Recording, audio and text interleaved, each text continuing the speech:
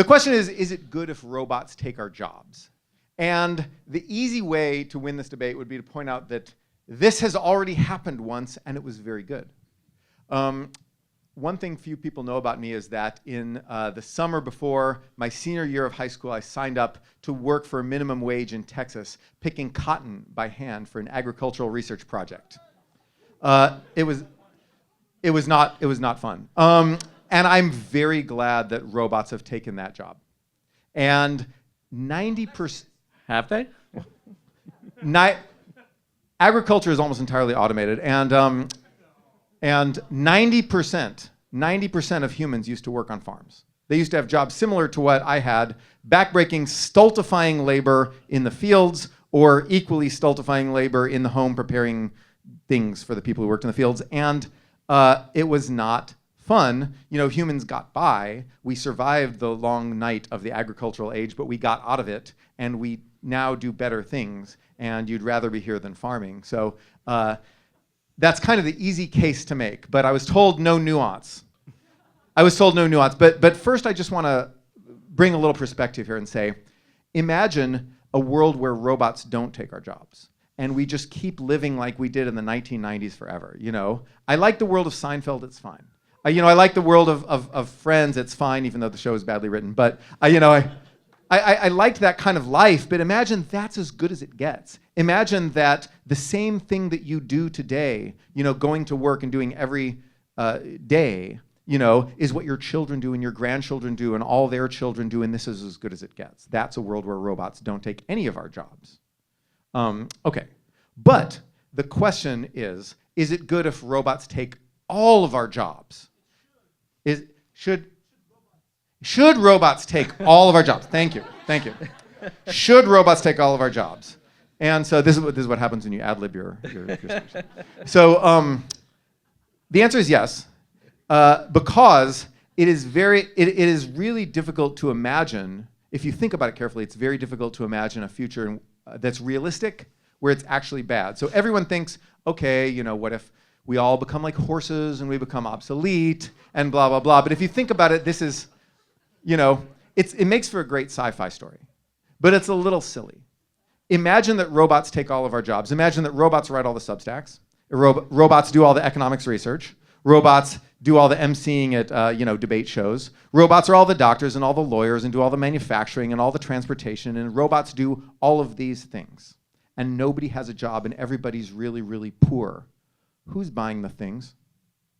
Who is buying the legal services? Who is buying medical services? Who is buying energy and housing and all of these things? If robots are doing all of these things, who is buying them? Okay, robots can buy them. But really, if you think robots do all the buying, you're talking about Sam Altman and Dario Amodei and Elon Musk. You'll have like 5 guys who buy everything in the world while you're just impoverished and left to die. That's what's happening. It could happen. I can say the words, right? I can say the words that Sam Altman owns the universe and just tells all the robots to colonize Mars or do whatever crazy thing he imagines they should do. I can say those words. It makes for a nice sci-fi story, but it's not going to happen. Sam Altman's not going to own the universe, right? Think about this. What is the percentage of people in the world who now actually work at jobs? The percentage of humans who... It's around half of people.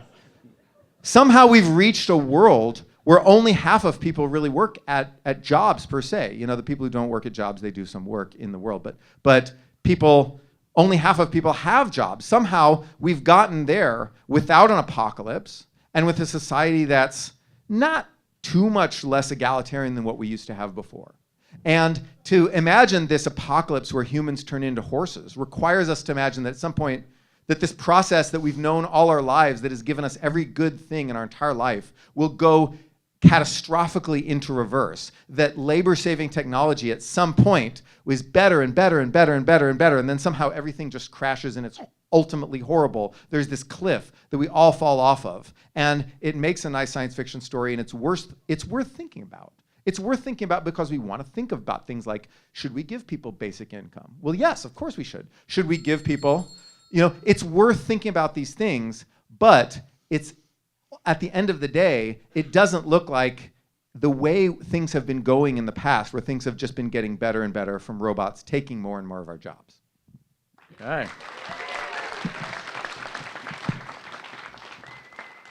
All right. Hello, everyone, and thank you, Noah, for taking the side of the robots. I see what you're doing here. You think they're watching? They're gonna take notes. I'm not so sure. So, I'm going to argue that not only should robots not take our jobs, but that they won't take our jobs. Because, look, as it stands, robots will never take our jobs, right? Not now, not tomorrow, not ever. Robots are not sentient. They are not operating in positions of executive power at corporate organizations, Fortune 500 companies. Copilot is not installing itself on your colleague's computer in the design department and auto-generating a termination notice. Robots are not responsible for hiring and firing decisions. Management is. This might seem like obtuse semantic maneuvering, but I assure you it is not. This framing, is the robot jobs apocalypse coming? Will AI destroy our jobs? And so on, is favored by CEOs and elites as it positions layoffs like this elemental force, right? It reduces questions about job automation to a dull binary yes or no. It allows executives to skirt accountability and to obscure the nature of what's really happening. See, I did prepare my thing here. Because what's really happening right now is the CFO of your company got FOMO and went all in on top-tier enterprise AI software because he thought he could cut labor costs in marketing by 15%. That's what robots taking our jobs looks like. It's AI slop in Coke ads. It's yet another automated voice menu response after you call customer service and wait to get a hold of a human. It's a series of management decisions to reduce headcount and to trim freelance budgets. So if we're asking, should robots take our jobs, at least here and now in our foreseeable late capitalist future, the question is really, should executives and managers use robots and AI to take our jobs? And that is a question I'm much more comfortably answering definitively in the no. Why? Well, first of all, so far at least, the robots aren't much good at doing our jobs. We're all probably familiar with the MIT study that found that 95% of firms that ran AI pilots. But there's another one in Denmark where they have a lot of AI adoption, 25,000 workers. AI didn't generate any meaningful earnings at all or save much time. In fact, it created new work, new tasks for workers to deal with, like correcting and monitoring erroneous output, what MIT calls work slop. McKinsey found that robots were so bad at doing our jobs that 42% of companies gave up their AI pilots altogether last year. So in a lot of cases anyway, robots taking our jobs is bad for everyone, including management. But investment in AI is still increasing. Silicon Valley and corporate America still hold out hope. Replacing labor in full is, after all, the oldest dream of capital. And we are told every day that this is the worst AI will ever be. So we can expect Yamade and Altman, like he said, to continue pushing this vision that the robots are coming for our jobs. So I say, what if we let them? For the sake of argument, let's say AI does become capable of automating jobs en masse. Should robots, aka the executive class, take our jobs then? Still no. After all, they have straightforward goals to profit from slashing labor costs, exerting more control and surveillance over workers, and concentrating more wealth upstream. Do we want these motives deciding which jobs a society should have or not? To understand why we very much do not, we can just look out the window right now. Right, the promise of, or not right now, go to the office, go to some of those street corners that Sam was talking about. Okay, so the promise of automation in AI by its advocates is that it will automate the dull, dirty, dangerous jobs, freeing up our time for rewarding and creative pursuits. And yet something closer to the opposite is happening. The fields most harmed by the AI boom thus far have been creative ones, where the output doesn't have to be reliable or good, but simply good enough. video games, art, illustration, translation, writing. These are jobs, I think, that most of us agree we'd like humans to be able to do. And so, in my work, I've interviewed, recorded the experiences of, and heard from hundreds of these workers who have felt firsthand the robots taking their jobs, aka managers or clients, deciding to use ChatGPT instead of a human, and the experience is miserable. With our healthcare tied to employment, our threadbare social security net, political division percolating into rage everywhere you look, and rent spiking across the country, it's hard to imagine a society more ill-prepared for mass job displacement. We should be thankful that so far the economic data shows that AI's broad impact on jobs has been limited so far. But no, so long as the social and economic conditions resemble at all what they are right now, the rich and their robots should not take our jobs.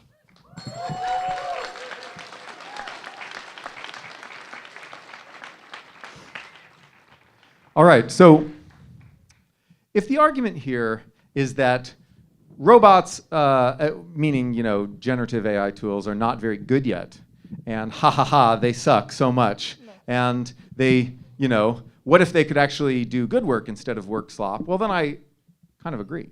I think that if the question is, should robots actually be good enough to take people's jobs without sinking corporate productivity and actually hurting the companies that try to replace people with robots, then my answer is, well, yes, I would like robots to be better than they are. But I think if you look at history, in history, in some sense, is our only guide to the future. It's an imperfect guide to the future. The future isn't always going to be like the past was. History doesn't just repeat. But if you look at the past, you see a lot of work that people took pride in that they don't really do anymore. You saw master weavers put out of business by power looms. And yet today, would I go back in time to the 1700s and say, guys, don't invent the power loom. Don't do it and stop it. Would I stop it from happening? No, I wouldn't do it. You saw all kinds of artisans in the 1700s put out of business by these machine tools that were made. Would I go back and stop those machine tools? Would I say, no, human dignity and human meaning will be lost. We can't have this for society. No, because now what we have is clothes. And we don't have to worry about children literally running naked in the street, which they used to. That used to not be a figure of speech in all those old religious prayers, like people used to, because clothes were expensive. And now, thanks to all those tools, we've got a bunch of clothes. And that's cool. And somehow people found stuff to do. We have a prime age employment to population ratio that is it's as high as it has been since we recorded it. And somehow we found other stuff for people to do, even though we lost the artisan jobs of the early 1700s. I don't want to go back in time and say, don't invent that machine, because someone's dignity is going to be lost.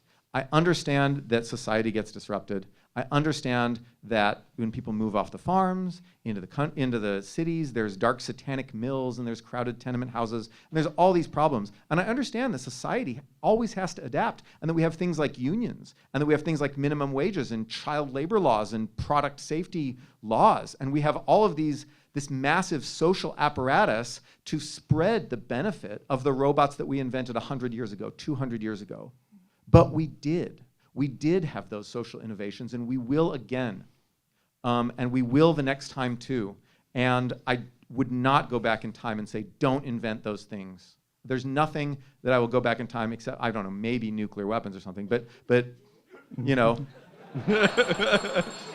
overall, I'm not going to say go back in time and don't invent this. Okay.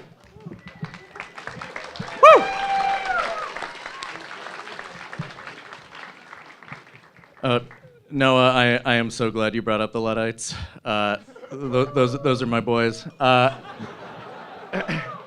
And it's a very common misconception that the Luddites were technophobes or anti-technology, and you can be forgiven for having it. The Luddites really understood what this technology would do better than anybody. The Luddites being the cloth workers that you were talking about, who are facing down sort of the rise of the factory system. And their protest was not about the technology. The protest was about how the owners, the factory bosses, and those who had capital decided to deploy the technology. If those owners had taken the technology and said, you know what, this machine could make your lives a lot better, we could probably find a way to work together to increase productivity so we all share the profits. That would have been, history would have looked a lot different. Instead, we had the guys who had the money and the influence and the power to build some of the biggest and first factories and organize these machines in such a way to maximize productivity, to quite literally put a lot of these skilled weavers and technologists out of jobs. They would have had, it would have been very different. But as it was, these factories were set in opposition to a standard, to a way of life. It was a profoundly anti-democratic way of developing and deploying this technology. So the Luddites and the weavers, above all, they wanted a seat at the table, right? They wanted a way to have an on-ramp into the future. They weren't protesting the future or the arrival of the future. In fact, they were protesting the new conditions that were arising in these factories. Those children who were brought in to work in the factories and had their limbs smashed, died in these factories. Child labor was just egregious at this period. And so my argument is that I think we can do better. We can invent incredible technologies, but we do not have to set them at opposition to labor, to workers. We can find ways to raise all boats at the same time rather than automating bluntly and thoughtlessly and needlessly and putting people out of work when it could be shared prosperity that we're after. Robots should not take our jobs. Can I get some water? All right. Oh, how many more of these do I get? Do I get one more, two more? One. This is my last one. Okay. Okay. So, I absolutely agree with you that we need a Great, done. future Thank you. Vote. of shared prosperity. But when you look at history, this absolutely involved robots taking people's jobs. And I understand that it's easy to look back at history from the vantage point of 200 years and say, oh, it turned out all right, couple world wars and some, labor unrest. Later, a few million deaths of pollution, everything worked out in the end. It's easy to, that's an easy position to take, but it's also true because, history has shown us again and again. History has shown us again and again that when it comes to technology, we have to go through to the other side.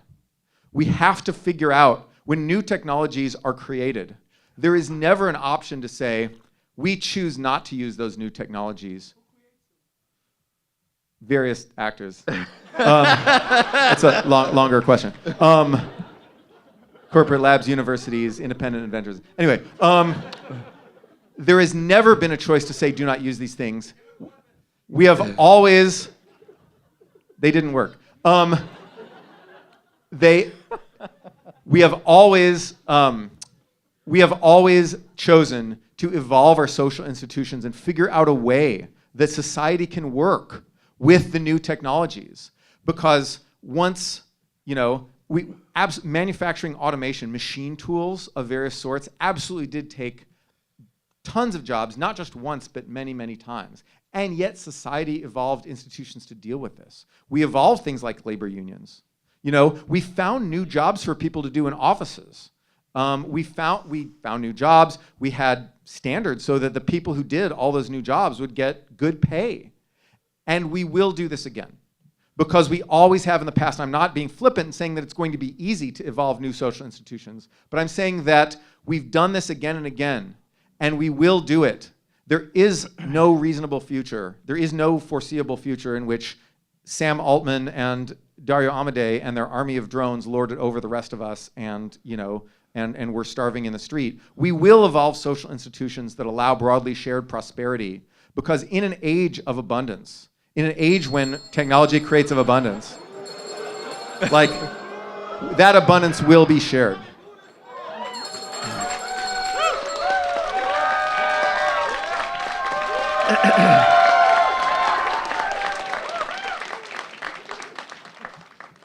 Look, yeah, it is true.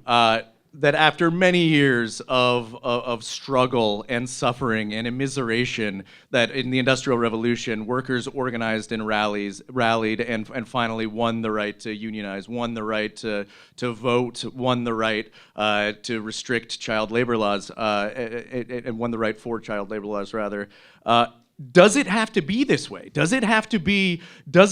we have to embrace a system that invites disruption at this scale, it invites suffering every time? Do we need to watch artists losing 50% of their client list right now because generative AI is on the scene? Do we need to have a social structure that allows for that allows for people who cannot pay rent if their work is disrupted by these technological tools? Right now, we do not. I do not think that it's sufficient to say, we figure it out, right? Well, how? Who's we? It's people who are on the ground organizing, people who are having to confront the forces of capital, people who have to confront people like Sam Altman and Dario Amodei, who are saying there's going to be a mass robot jobs displacement event.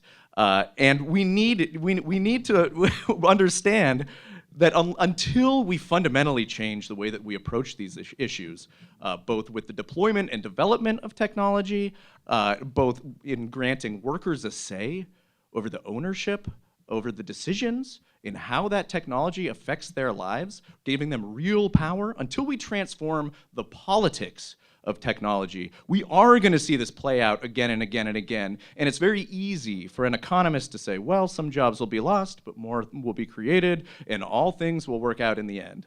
Because there's so much suffering in that first clause, oh, some jobs will be lost. I know, I've talked to hundreds of them at this point. And so no, without reform, without struggle, without an actual social, I guess, revolution, you could say, the robots should not take our jobs.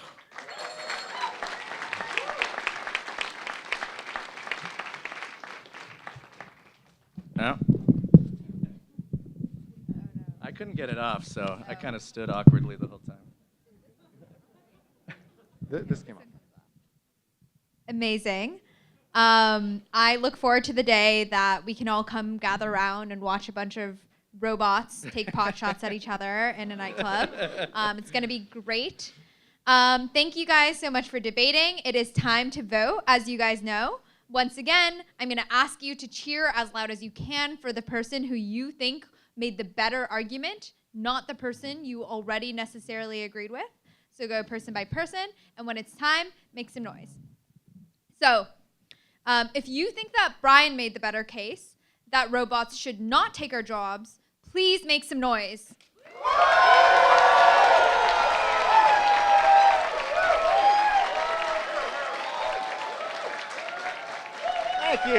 Thank you. I appreciate it.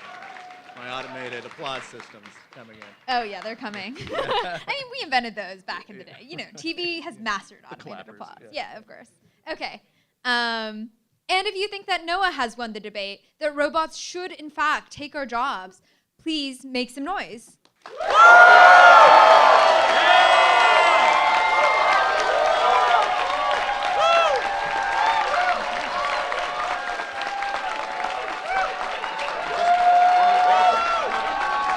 I think it's a tie.